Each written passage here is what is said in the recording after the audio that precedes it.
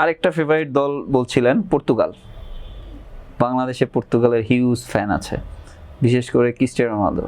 So এই টিমটা কেমন হলো? এটা তো স্কোয়াড ঘোষণা করেছে, সো ক্রিস্টিয়ানো রোনালদোও আছে এবং one of the best team ওদের এই মুহূর্তে। আমি আপনার সাথে একমত। এবার যদি ওয়ার্ল্ড কাপ পর্তুগাল মানে জিতে, প্রিভিয়াস আমরা তো আসলে ফেভারিট ভাবি প্লেয়ারদের স্ট্রেংথের উপর বিবেচনা করি, রাইট? হ্যাঁ, নামের উপর বিবেচনা করলে হবে না, আপনি দেখতে হবে যে স্কোয়াড ডেপথ কত স্ট্রং।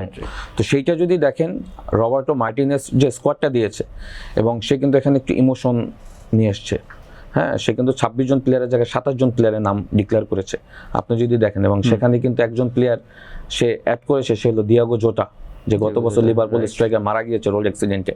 হ্যাঁ, তাকে ইনক্লুড করেই কিন্তু দলটার স্কোয়াড দিয়েছে, এবং এখানে কিন্তু বিশাল একটা ইমোশন সে জড়িয়ে ফেলেছে তার দেশের স্বার্থে, দেশের জন্য। দিয়াগো জোটা কিন্তু এই দলের স্কোয়াডে সে যদি মারা না যেত, অন্যতম ফেভার থেকে, এবং সে স্টার্ট করতে লিবি না, সে এত ইম্পর্টেন্ট প্লেয়ার ছিল। সো রবার্টো মার্টিনেজ কোচ যেটা করেছে, আমি বলছি দুর্দান্ত একটা কাজ করেছে, যে তারা দিয়াগো জোটাকে তার জার্সিটা নিয়ে কিন্তু তারা ইউএসএতে যাবে। তো এখন যদি আমি দলের এই ইমোশনটা তো টিমের মধ্যে আরো টিমটাকে আরো স্ট্রং করবে। ন্যাশন যখন খেলে তখন এই জিনিসগুলি কিন্তু অনেক ইম্প্যাক্ট ফেলে, কারণ আপনি যখন ন্যাশনাল অ্যানথেম গাবেন, আপনার সামনে যখন দিয়াগো জোতার জার্সিটা থাকবে, হ্যাঁ, এবং আপনার জার্সিটা হাতে নিয়ে যখন ন্যাশনাল অ্যানথেম গাবেন, তখন কিন্তু এটা মাঠে বিশাল একটা ইম্প্যাক্ট পড়ে। বিকজ এই কারণে বললাম, আমি যখন জাতীয় দলকে প্রতিনিধিত্ব করেছি, ন্যাশনাল অ্যানথেম যখন গেছি, তখন কিন্তু আপনার পারপাসটা ডিফারেন্ট হয়ে যায়। হ্যাঁ, তখন কিন্তু আপনি দেশের জন্য খেলেন, এটা যুদ্ধর মঞ্চ তৈরি হয়ে যায়। ভাই, আমরা কখনো খেলিনি, মানে ওই সুযোগটা হয়নি যে মাঠে জাতীয় সঙ্গীত হচ্ছে আমরা খেলেছেন, বাট আমরা দর্শক ওই পয়েন্ট অফ ভিউ থেকে যখন জাতীয় সঙ্গীতটা হয়, জি, তখন ভিতরে একটা অন্যরকম একটা চলে আসে যে অফকোর্স দেশের জন্য টিম খেলছে, আমি আসি সাথে। রাইট। তো সেই জায়গা থেকে আমি বলবো যে আপনি যদি এবার পর্তুগালের দলটা দেখেন, আমি বলবো যে এক কথায় আমি বলবো যে সুপার। ওয়ার্ল্ড কাপ জেতার জন্য যা যা দরকার একটা দলের স্কোয়াডে সবই রয়েছে।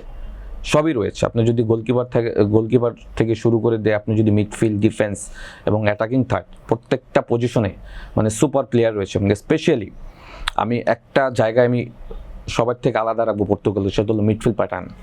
হ্যাঁ, কারণ আমরা জানি যে একটা ম্যাচের মূল স্তম্ভ হলো মিডফিল্ড, সেটা যদি দলটা কন্ট্রোল করে ফেলে, সেই দলটা কিন্তু ম্যাচ জিতে বেশি।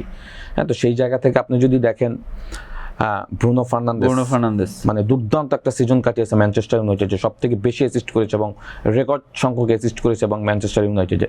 হ্যাঁ, বার্নার্ডো সিলভা ম্যানচেস্টার সিটিতে, এবং একটা প্লেয়ারের কথা আমার বলতে হবে, জোয়ান নেভাস, প্যারিস সেন্ট জার্মেন।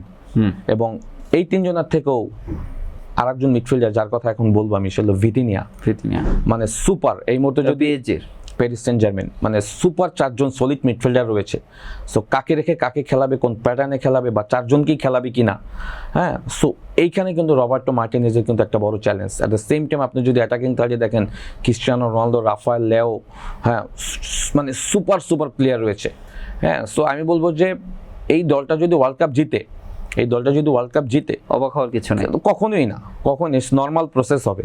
তো সেইখান থেকে পর্তুগাল দলটা আমার কাছে মনে হয়েছে যে অন্যান্য যে যতবারই ওয়ার্ল্ড কাপ খেলেছে, এইবার আমার কাছে মনে হয় যে ডিফারেন্ট একটা স্কোয়াড নিয়ে যাচ্ছে। গোলকিপার তো কস্তাই থাকছে, রাইট? অনেকদিন ধরে খেলছে, হ্যাঁ, যে কস্তা এফসি পোর্টোতে খেলে। হ্যাঁ, সো এবং আপনি যদি দেখেন এই বছর তার এফসি পোর্টোর যদি রেকর্ড দেখেন, সে 19টা ক্লিন শিট রেখেছে, মানে আনবিলিভেবল। হ্যাঁ, অবশ্যই কস্টাকে দিয়ে স্টার্ট করাবে। এবং আমি একটা পয়েন্ট খুবই ভুলে গিয়েছি, সেটা হলো ডিফেন্সে যদি আপনি দেখেন, হ্যাঁ, তাদের একটু হলো আমার কাছে যেটা মনে হয় যে একটু তাদের ল্যাকিংস রয়েছে, সেটা হলো সেন্টার ব্যাক পজিশনে। হ্যাঁ, বিকজ রুবেন ডিয়াস এর সাথে আসলে কাকে স্টার্ট করাবেন? আপনি যদি দুই ফুল ব্যাক দেখেন, ওয়ার্ল্ডের বেস্ট ফুল ব্যাক রয়েছে এখন এই মুহূর্তে পর্তুগাল দলে। আপনি যদি ক্যান্সেলো রয়েছে, আপনার জোয়া ক্যান্সেলো বার্সেলোনার, হ্যাঁ, Nuno Mendis come from PSG, Dalot from Manchester United, super কিন্তু আপনার উইং ব্যাক রয়েছে, ফুল ব্যাক রয়েছে। সো মেইন ফ্যাক্ট হলো যে আসলে আপনার সেন্টার ব্যাকে রুবেন ডিয়াজের সাথে কাকে স্টার্ট করবেন। আপনার অপশন হতে পারে ভার্সেটাইল, লাইক এখানে জোয়া ক্যান্সেলো বার্সেলোনাতে সে রাইট ব্যাক খেলে, সে কিন্তু সেন্টার ব্যাকও স্টার্ট করতে পারে।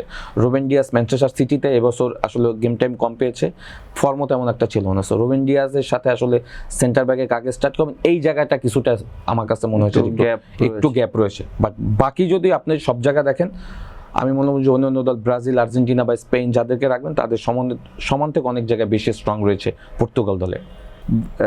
ক্রিস্টিয়ানো রোনালদোর অনেক ফ্যান বাংলাদেশে, তারা কি তাহলে স্বপ্ন একটু দেখতেই পারে এবার যে রোনালদোর হাতে ওয়ার্ল্ড কাপ? দেখেন, রোনালদোকে অনেকে আমরা হয়তো ধরে নিয়েছি রোনালদো স্টার্ট করবে কিনা স্টার্টিং 11-এ, রবার্টো মার্টিনেজ তাকে শুরুতে রাখবে কিনা। রবার্টো মার্টিনেজ কোচ হওয়ার পরে রোনালদো কিন্তু কখনো স্টার্টিং 11-এ বাইরে থাকেনি। ফিফা ফ্রেন্ডলি যদি দেখেন বা ওয়ার্ল্ড কাপ কোয়ালিফায়ার যদি দেখেন, এবং লাস্ট যে 2টা ম্যাচ ইউএসএর সাথে খেলেছে এবং আরেকটা ম্যাচ সম্ভবত ইউএসএর সাথে যে ম্যাচটা খেলেছে এবং 2 গোলে জিতেছে সম্ভবত কলম্বিয়ার সাথে, 2টা ম্যাচেই কিন্তু রোনালদোকে দিয়ে স্টার্ট করিয়েছে এবং নেক্সট আরও 2টা ম্যাচ আছে ওয়ার্ল্ড কাপের আগে। হ্যাঁ, সো এই ম্যাচগুলিতে কিন্তু আই হোপ যে রোনালদোকে কেন্দ্র করে সে দলটার সাথে। এটা নিয়ে আমরা বলছিলাম যে বড় প্লেয়ার যারা তারা মাঠে থাকা মানে অপোনেন্ট এক্সট্রা একটা প্রেসারে থাকা। মাঠে থাকার থেকে মেইন ব্যাপার হলো যে রোনালদো আসলে কোন পজিশনে খেলে। রোনালদো অবশ্যই তাকে নাম্বার 9 দিয়ে স্টার্ট করানো হবে, হ্যাঁ একদম সেন্ট্রালি তাকে রাখবে।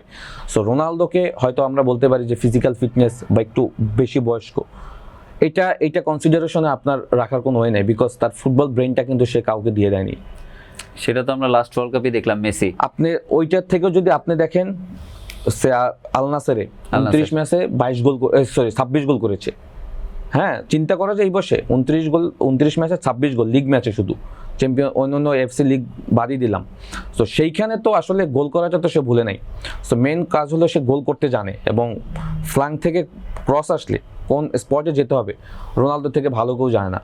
সো রোনালদো মেসি স্কিলটার তো বয়স হয় না, এক্স্যাক্টলি, আমি ওই পয়েন্টে আসছি। মানুষটার বয়স হয়েছে, তার ফুটবল ব্রেনটা তো সে আমাদেরকে দিয়ে দেয়নি। হ্যাঁ সেটাই। মেসি রোনালদো যদি এখনো যে প্যাটার্নে ফুটবল খেলে দেখবেন, মেসি এখনো 3-4 করে ড্রিবল করে বল পাস দিচ্ছে, গোল করছে, শুট নিচ্ছে।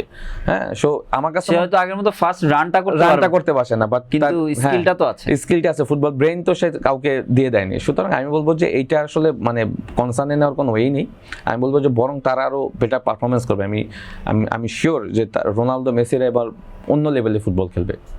তাহলে রোনালদো ফ্যানরাও তাহলে স্বপ্ন দেখুক। অবশ্যই পর্তুগাল এই দলটাকে নিয়ে স্বপ্ন দেখা উচিত।